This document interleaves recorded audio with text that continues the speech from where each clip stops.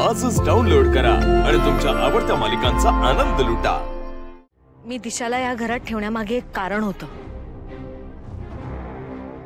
पण काहीही झालं तरी मी माझ्या भावाचा अपमान सहन नाही करू शकत।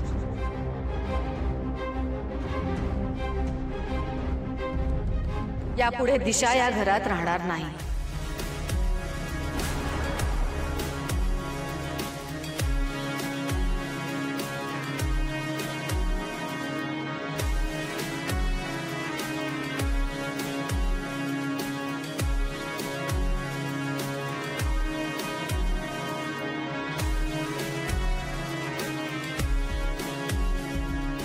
आबासाहेब,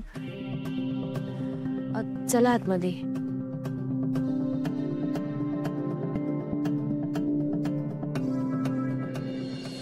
दादा कोण आहे तुम्हाला माहित नाही? चल, दिशाला एक वेळ माहित नाही असं आपण गृहीत धरू, पण दामिनी तुला माहितीच आहे ना। आणि असं असताना सुद्धा तू त्याला घराबाहेर थांबवण्याची हिम्मतच कशी केलीस? तो माझ्यासाठी किती महत्वाचा आहे तुला वेगळं सांगाल नको? त्याच्यावरून हे घरच काय, मी माझा जीव सुद्धा ओवाळून टाकू शकते। आणि दिशा, तू काय पारूला या घरातनं बाहेर काढायला निघाली होतीस? कोण आहेस तू? हे घर तुझं आहे? कोणी दिला तुला हा अधिकार? मी न्यू सासू मॉमची सून आहे।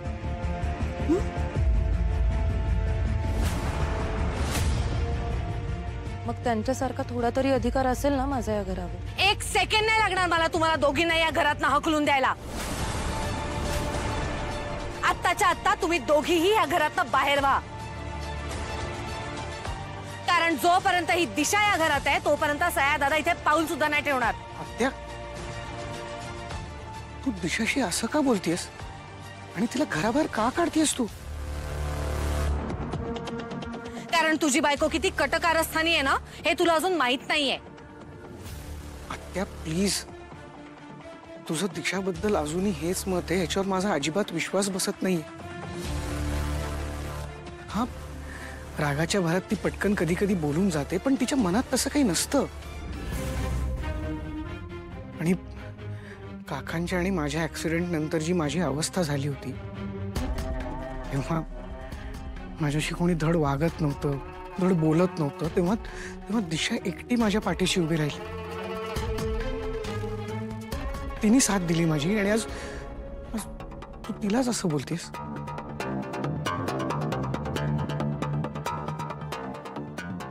हीच योग्य वेळ आहे वहिनींना त्यांनी दिलेल्या वचनाची आठवण करून द्यायची। वहिनी, तुम्ही एक वचन दिलं होतं, आठवतंय का तुम्हाला? नाही का, आदित्य आणि प्रीतम सारखाच या घरावर परितोषचा सुद्धा अधिकार असेल। आणि हा, तुम्ही अजून काय बोलला होतात? हा, मी परितोषला कधीही अंतर देणार नाही। आणि आज काय सुरू आहे? तुम्ही त्याच्याच बायकोला या घरातून हाकलून लावताय। नाही, मला एक प्रश्न पडलाय, अहिल्यादेवी किर्लोस्करांचा शब्द त्याचं काय झालं? सया दादापेक्षा अहिल्यादेवीला काहीच महत्वाचं नाहीये। तो या घरात येण्यासाठी मी काहीही करू शकते,